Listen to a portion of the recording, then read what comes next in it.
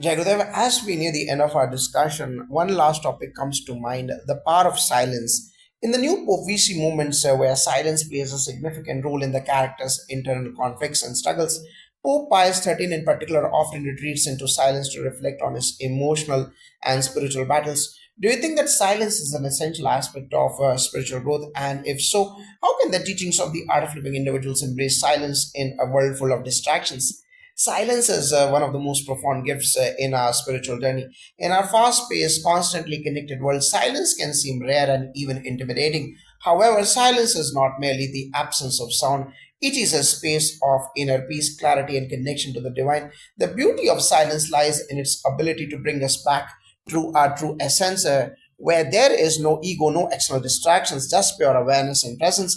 In the context of the new Pope, Pope Pius XIII often uses silence as a way to disconnect from the chaos around him. This retreat into silence can be seen as an attempt to reconnect with his deeper self despite the external pressures he faces. However, true silence goes beyond the absence of noise. It's about going inward and allowing ourselves to listen to our inner wisdom and the divine presence within us.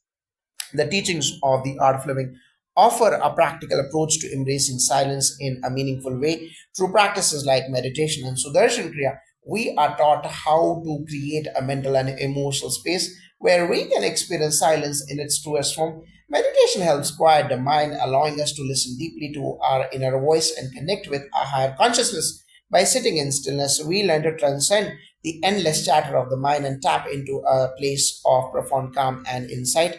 Similarly, Sudarshan Kriya is a powerful tool that helps release mental and emotional clutter, making it easier to experience silence in a way that is restorative. The rhythm of the breath, the cyclical nature of the practice, and the focus on the present moment guides us into a state of deep inner silence. Over time, this practice allows us to move beyond our constant mental noise and access a space where clarity, wisdom, and intuition arise effortlessly. In the world today, silence is often undervalued because we are conditioned to fill every moment with activity or external stimulation. But true silence is essential for inner healing and spiritual growth. It gives us the opportunity to understand ourselves, release emotional burdens, and experience a deep sense of peace. For anyone who is feeling overwhelmed by the noise of life, incorporating moments of silence into daily practice through meditation, breathing exercises, or even mindful pauses can make a profound difference in their mental and emotional well being. That's beautifully said. There's silence as a gateway to true awareness and connection with the divine. I think it's something many people overlook, especially in a world that often prioritizes constant productivity and noise. Your point about Sudarshan Kriya and meditation helping to cultivate his deeper silence is particularly powerful. How can individuals, especially those in positions of leadership, use these practices to not only find personal peace but also become more effective, compassionate leaders in their communities or organizations? This is a crucial question and it touches on the heart of spiritual leadership. Leadership is not just about making decisions or wielding power, it's about being able to guide others with wisdom, compassion, and integrity. True leadership comes from a place of inner peace and emotional intelligence, and that's where practices like Sudarshan Kriya, meditation, and pranayama are transformative. Leaders who integrate spiritual practices into their lives are better able to lead with empathy and understanding rather than reacting impulsively to external pressures. The ability to pause and reflect to access that inner silence allows leaders to make decisions from a place of calm rather than from fear or emotional reactivity. When we practice meditation or pranayama, we create a space between stimulus and response, allowing ourselves to choose how we react to a situation rather than being driven by unconscious habits or conditioned responses. Leaders who engage in practices that cultivate inner silence and clarity also become more attuned to the needs of others. In the new Pope, we see that both popes struggle to balance their personal needs with their roles as leaders. If they were to embrace these spiritual practices, they would be able to listen more deeply, not only to their own hearts, but also to the hearts of the people they serve. This deeper listening creates an environment of trust, respect, and understanding. Moreover, the stillness and clarity that come with sadhana help leaders make decisions based on higher principles, not just short term gains or personal interest. When leaders are connected to a higher sense of purpose, they can transcend the ego driven desires that often cloud their judgment. As a result, they become more compassionate and effective leaders, not only in their decision making, but also in how they inspire and empower others. Jayagadev. For example, in a corporate setting, a leader who practices meditation and Sudarshan Kriya would be able to handle conflict with a greater equanimity. This would not be swayed by personal grudges or emotional reactions, but would instead approach the situation with a calm mind and open heart, finding solutions that benefit everyone involved. In a political context, a leader who practices inner silence is better equipped to stay true to their values and lead from a place of moral clarity even when faced with difficult challenges. In essence, spiritual practices like those taught by the art of living help individuals, especially leaders, access a deeper level of self awareness. This allows them to lead from a place of compassion, wisdom, and authenticity, fostering a sense of unity and peace within their organizations and communities. As we have seen in the new Pope, a leadership that is disconnected from spiritual grounding often leads to isolation, confusion, and conflict. But when leaders embrace silence and inner clarity, they create environments where peace, trust, and collective growth can thrive. It's so encouraging to hear that these practices can truly transform leadership and the dynamics within organizations and communities. The idea that silence and inner peace are not just personal tools but also the foundation of effective leadership is eye opening. I think our conversation today has shed a light on how spirituality and leadership are deeply interconnected and how wisdom from the art of living can help navigate complex leadership challenges. Before we wrap up, what advice would you give to someone who is just beginning their spiritual journey and wants to integrate these practices into their daily life? My advice would be to start with small, consistent steps. Spirituality is not about perfection, but about progress. The key is to develop a daily practice that nurtures your mind, body, and spirit. Even if you begin with just 5 minutes of meditation each morning or a few minutes of pranayama to start your day, you will begin to experience the benefits. The beauty of Sudarshan Kriya is that it is simple yet profound. It doesn't require years of training to feel the effects.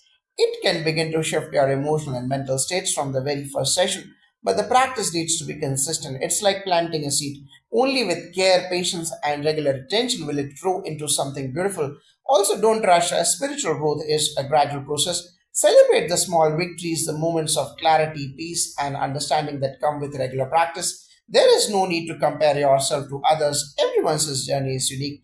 Be kind with and patient with yourself and know that every step forward is a step toward greater peace and wisdom. Finally, remember that the purpose of these practices is not just personal transformation but collective benefit. As you grow in wisdom, you will naturally radiate the wisdom and compassion to those around you. That is the true power of spiritual practice. It creates ripples of positive change in the world.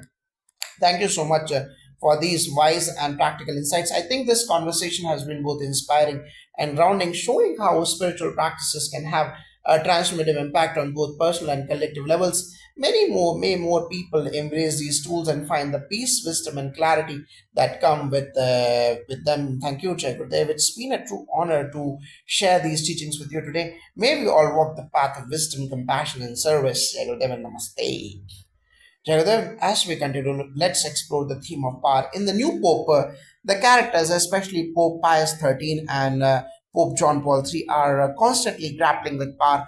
Pius XIII, for example, struggles with the fear of losing control over the Vatican, and John Paul III's papacy also comes with its own unique challenges.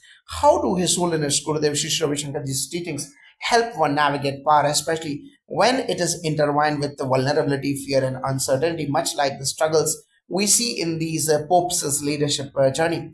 Power, when rooted in fear and insecurity, creates a toxic dynamic, as we witness in the new pope. Both popes exhibit an underlying fear of losing control, often which leads to decision making driven by fear rather than wisdom. Power, when based on ego or a sense of lack, can isolate a leader, as we see with Pope Pius XIII, whose inner turmoil often leads to erratic leadership. In the teachings of His Holiness Gurudev Shri Ravi Shankarji, power is not about domination or control, but about inner strength, humility, and the ability to lead with compassion and wisdom. Sadhana, or spiritual practice, helps individuals disconnect from the logic or from the egoic mind and understand that true power lies in equanimity, balance, and connection to something larger than oneself. When one practices tools like meditation, sudarshan kriya, and pranayama, it helps create strength and a sense of security that comes from within rather than from external validation or control. For instance, Sudarshan Kriya cleanses the mind and body, eliminating the negative emotions tied to past struggles such as fear, anger, or doubt. This results in a clearer mind and more effective decision making. By practicing pranayama, you not only improve your physical well being but also learn to regulate your emotional state, which is crucial when navigating the challenges of leadership, especially when dealing with pressures like those faced by Pope John Paul III. In the new Pope, if the leaders embrace these practices, they would be able to navigate the intense pressures of the papacy with a greater calm, clarity, and compassion. The need for external control would diminish as they grew in self-awareness, leading to a more balanced and empowered form of leadership that benefits both themselves and the people they serve. That's such an important perspective. Power becomes much more manageable and effective when it is rooted in inner peace rather than fear or ego. Now, moving on to the theme of faith, the role of faith is central in the new Pope. The characters wrestle with questions about the nature of belief, spirituality, and how faith intersects with their personal identity and responsibility. How can the art of living practices like Gayatri Japa or Trikalsan support someone in cultivating a deeper sense of faith, especially during times of doubt or crisis? Faith is not simply about religious beliefs, it's about trust in the unseen, the unknown, and the divine intelligence that guides us all. In the new Pope, we see both Pius XIII and John Paul III struggle with their personal doubts about faith, belief, and the larger meaning of their roles. Their journeys highlight the inner turmoil that often arises when faith is shaken, especially when confronted with complex moral and spiritual dilemmas. In the Art of Living teachings, we understand that faith begins with a deep connection to the inner self. Practices like Gayatri Japa and Trikalsan, they help nurture that connection by creating a regular rhythm of devotion, prayer, and spiritual practice. Gayatri Japa, in particular, is a powerful mantra that connects us to the divine and helps us transcend the limitations of the mind. Repeating this mantra regularly invokes divine energy and fosters a sense of faith even in the face of adversity. It's a reminder that the divine presence is always with us, guiding and protecting us. Trikal Sandhya, or the practice of offering prayer at three specific times of the day, dawn, noon, and dusk, anchors us in a cycle of devotion that aligns our mind, body, and soul with the cosmic rhythms of the universe. It's a practice that can help dissolve doubts and strengthen the mind, allowing one to reconnect with faith in a tangible way. When practiced consistently, it brings inner peace and a renewed sense of trust in the divine. This kind of practice would have been incredibly supportive of Pope Pius XIII, whose inner conflict with his faith and role as a leader often led him to spiritual confusion and isolation. For individuals in times of crisis or doubt, these practices offer a sense of stability and reassurance. They teach us that faith is not dependent on external circumstances, but is something that we cultivate within ourselves through regular spiritual practice. As the characters in the new Pope struggle with their faith, embracing practices like Gayatri Japa or Trikal Sandhya would bring them back to a place of trust and surrender, reminding them that even in moments of uncertainty, divine guidance is available.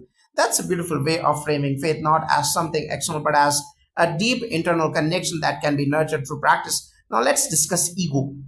In the new Pope, both popes wrestle with issues of pride, ego, and self identity, particularly as the positions of power force them to reconcile their personal desires with their public roles. How do the practices of sadhana help dissolve the ego and promote a more selfless, humble approach to leadership?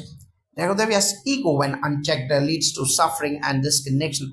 It manifests in the desire for control, validation, and superiority, traits that we see throughout the new Pope. Pope Pius XIII's internal struggles with his role, his desire for power, and his fluctuating sense of self worth are all indicative of the ego's influence. He is torn between his personal desires and the expectations placed on him by others, leading to confusion and suffering. The Art of Living offers powerful tools to break free from the grip of ego and rediscover the selfless, humble nature within. Through sadhana, which involves regular spiritual practice, one learns to let go of attachment to the ego. Practices like Sudarshan Kriya and meditation are particularly effective in dissolving the ego. Sudarshan Kriya helps release accumulated emotional baggage, while meditation enables us to observe our thoughts without getting identified with them. This detachment from the ego allows us to see ourselves and others more clearly without a clouding influence or personal desires or judgments. The practice of sadhana also cultivates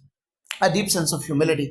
As we grow spiritually, we begin to realize that our true nature is not defined by titles, roles, or achievements, but by our connection to the divine and the world around us. This is the essence of selfless leadership. when we lead not from the place of a personal gain, but from a place of service to others. In the new Pope, if the popes were to embrace sadhana, they would have a clearer understanding of the impermanence of their roles and the limitations of their egos. This would allow them to lead with greater humility, compassion, and awareness of their true purpose. In fact, embracing these spiritual practices could have alleviated much of the inner turmoil and confusion both popes experienced. They would have realized that their power did not come from their titles or their external achievements, but from their connection to a higher wisdom and service to others. That's such an insightful perspective on ego.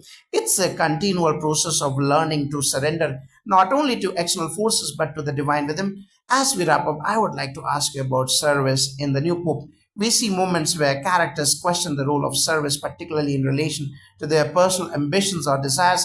How can the art driven philosophy help individuals reframe their understanding of service, especially in leadership positions? Jagadavya, service in the art of living philosophy is not just about actions, it's a state of being. True service arises from a deep sense of love, compassion, and understanding. When we practice sadhana, we connect to the higher self, and through that connection, we naturally feel a sense of unity with all beings. This understanding shifts the perspective on service, moving it from something we do to something that emanates from who we are. For leaders like those in the new Pope, service is the foundation of their role, yet it's easy to become caught up in the ego of power and power dynamics. As we see throughout a series, when leadership their focus from personal gain or control to serving the other good, their leadership transforms. Sadhana teaches us to serve not out of obligation, but out of an authentic desire to contribute to the well-being of others. By practicing Sudarshan Kriya and Pranayama, leaders can create a peaceful, balanced internal state that naturally aligns them with a spirit of service. Instead of reacting out of fear or pride, they can make decisions that benefit others and serve the common good. Incorporating the spirit of selfless service into leadership allows individuals to create environments where everyone feels valued and empowered, whether it's in the Vatican or in a business. True leadership rooted in service inspires others to be their best, fostering a culture of unity, compassion, and collective growth.